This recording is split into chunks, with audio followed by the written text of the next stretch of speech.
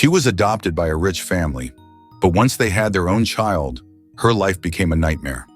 Forced to marry a poor man, Bella thought her dreams were over, until she discovered the truth about her husband. What happened next left her cruel adoptive parents in deep regret. Bella was just 4 years old when Chris and Sandra adopted her. At first, she was treated like a princess, until their real daughter was born. Suddenly, Bella was nothing more than a servant in her own home. And just when she thought life couldn't get worse, they forced her into marriage with a man they claimed was worthless. But fate had a surprising twist waiting for Bella. Bella was only 4 years old when she was adopted by Chris and Sandra. She had lived in an orphanage for as long as she could remember, surrounded by other children who, like her, had no parents. She often dreamed of having a real family, one that would love her and take care of her. So when Chris and Sandra came to the orphanage one day and chose her, she felt like the luckiest girl in the world. From the moment Bella stepped into their big, beautiful house, she felt safe and happy. Chris and Sandra treated her like their own daughter. They bought her pretty dresses, new toys, and even a small teddy bear that Bella held close every night when she went to sleep. Every morning, Sandra would wake her up with a gentle kiss on the forehead and help her get ready for the day. Bella would run to the dining table, where a warm breakfast was always waiting for her. Pancakes with syrup, scrambled eggs, and fresh juice. She loved every bite. At mealtime, she sat between Chris and Sandra, laughing as they talked about their day. Chris would sometimes lift her high into the air, making her giggle as he spun her around. "You are my little princess, Bella," he would say, and Bella's heart would fill with joy. Sandra, on the other hand, loved to brush Bella's long brown hair. She would sit her down on a soft chair, gently running a comb through her locks. "You are such a beautiful girl," she would whisper with a smile. Bella felt special and loved. They took her to the park on weekends where she played on the swings and chased butterflies in the garden. She especially loved it when Chris and Sandra took her to the ice cream shop, letting her pick any flavor she wanted. She would always choose chocolate, and Chris would pretend to steal a bite, making her giggle. At bedtime, Sandra would read her stories about princesses and magical lands. Bella would close her eyes, dreaming of castles, fairies, and a life filled with love and happiness. She believed she had finally found her forever family. But what Bella didn't know was that everything was about to change. Sandra became pregnant. At first, Bella was excited. "You're going to have a little sister or brother," Sandra told her with a big smile. Bella clapped her hands and jumped up and down. She imagined all the fun they would have together, playing with dolls, sharing stories, and running through the house. But as Sandra's belly grew, things slowly started to change. Sandra no longer had time to brush Bella's hair or read her bedtime stories. Chris no longer spun her around in the air or called her his little princess. Instead, they were busy preparing for the new baby. The warm hugs and loving words became fewer and fewer. One day, Bella asked, "Mommy, can we go get ice cream today?" Sandra, who was folding baby clothes, sighed. "Not today, Bella. I'm too tired." Bella's heart sank, but she nodded quietly. She understood that the baby was important, but she missed how things used to be. At night, she still hugged her teddy bear, but now she felt a little lonely. The bedtime stories stopped, and she had to put herself to sleep. The warm, happy feeling she once had was slowly fading.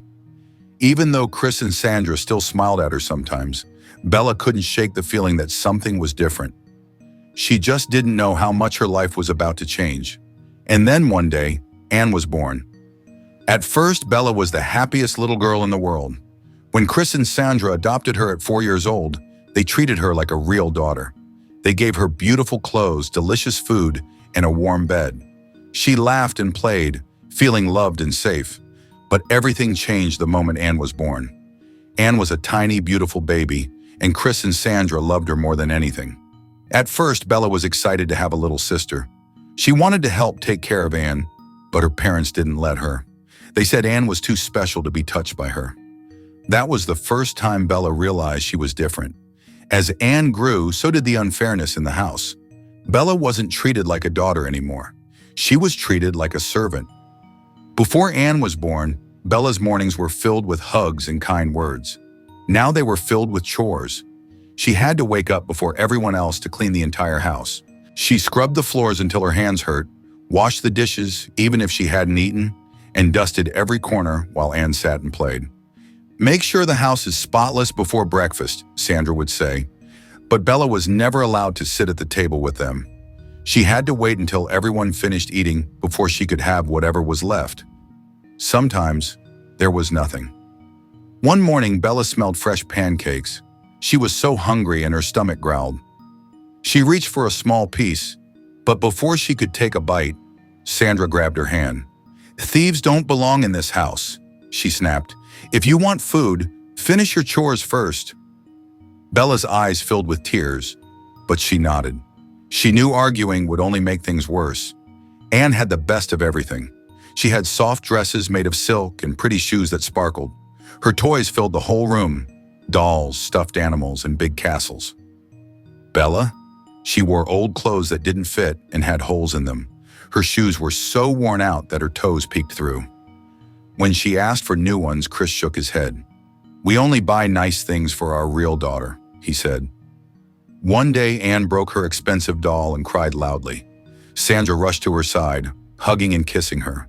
"Don't cry, my darling. We'll buy you 10 more, she promised. Bella watched quietly. She had never been hugged like that. When her own doll broke a few months ago, she had begged for a new one. "Dolls are for special girls, not useless ones," Sandra had said. Bella never asked for anything again. Bella was not allowed to play with Anne. Anne would sit on the couch watching cartoons while Bella scrubbed the floor nearby. One afternoon, Anne dropped her toy. Bella picked it up and handed it to her. "Mom!" Anne screamed. "She touched my toy!" Sandra stormed into the room. "Don't ever touch Anne's things again," she scolded Bella. "Go clean the bathroom." That night, Bella lay in her small, cold room, staring at the ceiling.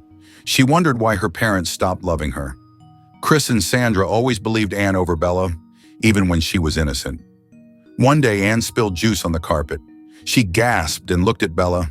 Then, with a sly smile, she yelled, "Mom! Bella made a mess!" Sandra rushed in and saw the stain. She didn't even ask what happened. She just grabbed Bella's arm and dragged her to the kitchen.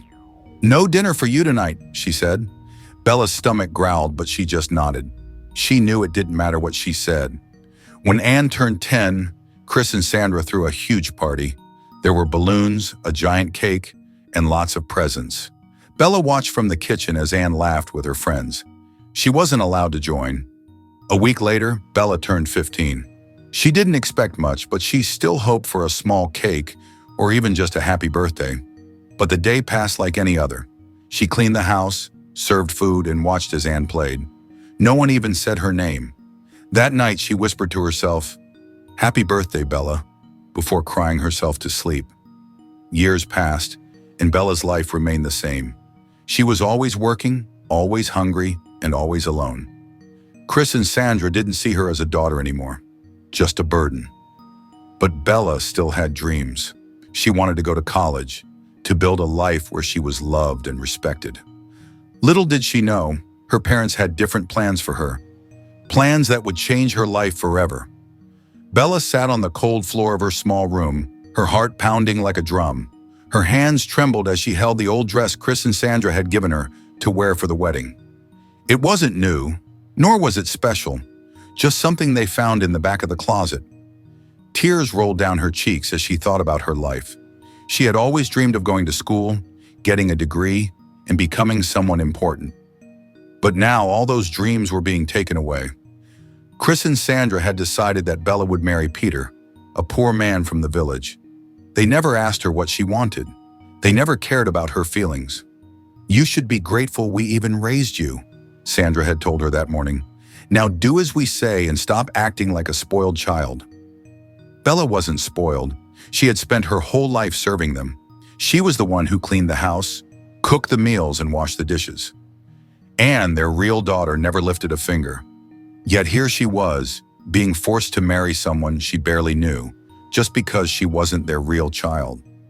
The wedding wasn't a big event. There were no flowers, no decorations, no music. It was just a small, plain ceremony in the backyard. Bella stood in front of Peter, her eyes filled with unshed tears.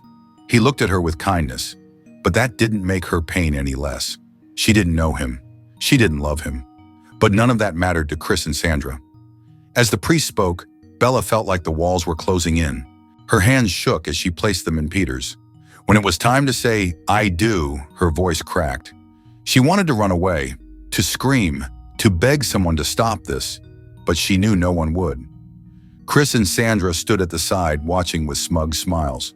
To them, this was a perfect ending. Bella was no longer their problem.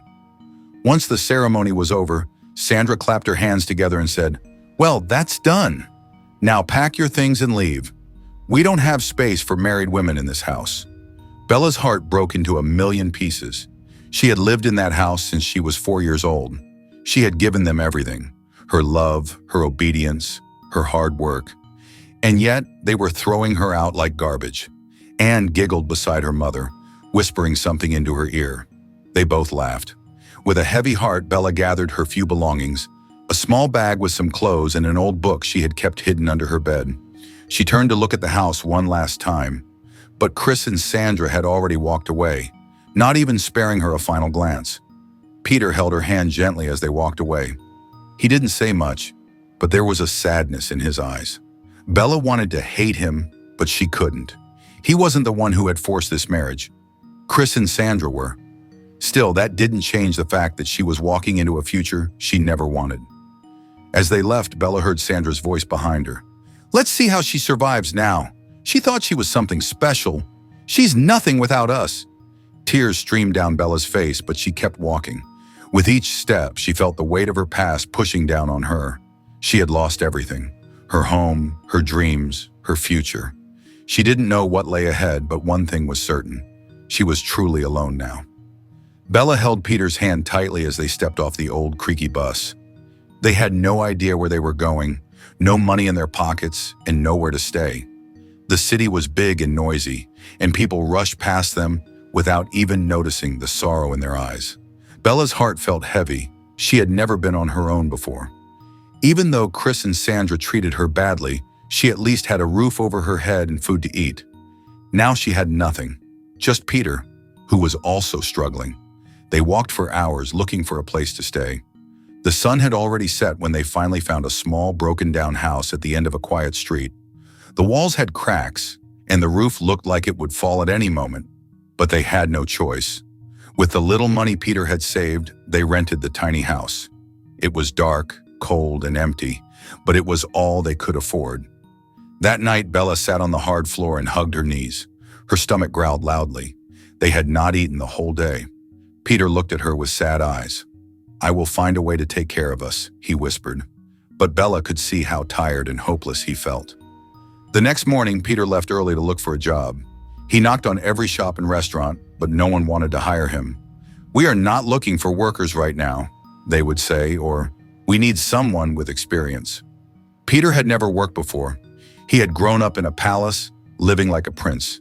He didn't know how to do anything except read books and ride horses. Meanwhile, Bella stayed at home, trying to clean the dirty little house. The dust made her sneeze, and her hands hurt from scrubbing the old wooden floor. She had never lived in such a terrible place before. There was no proper bed, no soft pillows, no warm meals waiting for her. Days passed, and Peter finally found a small job carrying heavy sacks in a market. The work was tough, and his hands got blisters, but he had no choice. He earned very little, just enough to buy a small loaf of bread and some water. Bella and Peter would sit on the floor and share the bread, eating slowly to make it last. Sometimes they went to bed hungry because they had nothing left to eat. Bella's stomach ached at night, and tears rolled down her cheeks. She missed the days when she could at least eat a warm meal, even if she had to wait until everyone else had finished. But now she had no one to cook for her. Winter came quickly and the house was freezing. Cold wind entered through the cracks in the walls. Bella and Peter had only one thin blanket, so they huddled together to stay warm. Bella's hands and feet were always numb, and her lips turned pale from the cold. One night it rained heavily. Water leaked through the broken roof, making the floor wet. Bella and Peter had to sit in a corner, trying to stay dry. "I don't know how much longer I can live like this," Bella whispered, tears filling her eyes. She had dreamed of getting a higher education, of having a good life, but now she was stuck in this misery. Peter felt guilty. He had promised to take care of her, but he had failed. Every night he lay awake, thinking of ways to make things better. He wanted to tell Bella the truth, that he was actually a prince, but he was afraid. What if she treated him differently? What if she only stayed with him because of his wealth? He needed to be sure that she loved him for who he truly was. One day, Peter came home with a bright smile. "Bella, I found a better job," he said, his eyes filled with excitement. He had met a kind shopkeeper who needed someone to help sell clothes. The pay was still small, but it was more than what he earned at the market. Bella felt a little hopeful. Slowly, things started to get better. They could afford to buy more food, and Bella even managed to get some secondhand clothes to wear. Though life was still tough, they had each other, and that was all that mattered. Little did Bella know, her life was about to change forever. The man she thought was a poor worker was actually a prince, and soon the truth would be revealed in a way she never expected. Bella sat on the small wooden bed, staring at the flickering candlelight. The room was cold, and the sound of the wind whistling through the cracks in the window made her shiver. It had been months since she left Chris and Sandra's house, and life had been nothing but a struggle. Peter worked hard every day, doing small jobs just so they could have something to eat. Though he was kind to her, Bella still felt lost. One evening, Peter came home looking different. His usual tired expression was gone, replaced with a calm and serious look. Bella noticed it right away. "Bella, I need to tell you something," Peter said, his voice steady. Bella looked up, confused. "What is it?" she asked softly. Peter took a deep breath and sat beside her. He reached for her hands, holding them gently. Bella could feel his hands were slightly trembling. "I haven't been completely honest with you," he began. "I am not the poor man you think I am." Bella frowned. "What do you mean?" Peter looked into her eyes. "Bella, I am a prince. My real name is Prince Peter of Eldoria. I disguised myself as a poor man to find a wife who would love me for who I am, not for my wealth or title." Bella blinked. She stared at Peter, trying to understand what he just said. A prince?" she whispered. Her heart pounded in her chest. Peter nodded. "Yes, my parents, the king and queen, have been waiting for me to return home. I wanted to tell you earlier, but I needed to be sure that you truly cared for me, not for riches or status." Bella shook her head, feeling dizzy. This is a joke, right?" she asked, laughing nervously. "You're telling me you're a prince? Peter, we live in a broken house. You've been working all day just to buy food. How can you be a prince?" Peter sighed and reached into his pocket. He pulled out a small golden ring. It was beautifully designed, with the royal family's crest on it. "This was given to me by my father," he said. "It's proof of who I am." Bella covered her mouth with her hands, her eyes filled with tears. She looked at Peter, then at the ring, then back at Peter. You're serious?" she whispered. Peter nodded. Tears streamed down Bella's face. A mix of emotions flooded her heart: shock, disbelief, relief, and overwhelming joy. For months she had believed her life was doomed. She thought she would live in poverty forever, struggling every day. But now the man she had married, the man she thought was poor, was actually a prince. Bella sobbed, unable to control her emotions. Peter gently wiped her tears away. "Bella, you have been so strong through everything. You never complained, never gave up. You are kind, hardworking, and full of love. That's why I chose you. And now I want to take you to the palace, to my real home." Bella shook her head in disbelief. "Peter, I don't know what to say." Peter smiled. "You don't have to say anything. Just trust me." Bella threw her arms around him, crying into his shoulder. "I thought my life was over," she whispered. "I thought I would suffer forever." Peter held her close. "No, Bella, your suffering ends today." The next morning, Peter took Bella to the palace. As they approached the grand gates, Bella's heart raced. She had never seen such a magnificent place before. Guards bowed as Peter walked past, and within moments they were standing before the king and queen. "Mother, father," Peter said, bowing, "I have returned, and I have brought my wife." The queen gasped, covering her mouth. The king's eyes widened in surprise. "Your wife?" he asked. Peter smiled and took Bella's hand. "Yes, this is Bella, the woman I chose." The queen stepped forward and took Bella's hand, her eyes filled with warmth. "Oh, my dear child," she whispered. You are most welcome here." Bella's eyes filled with tears again. For the first time in her life, she felt truly accepted.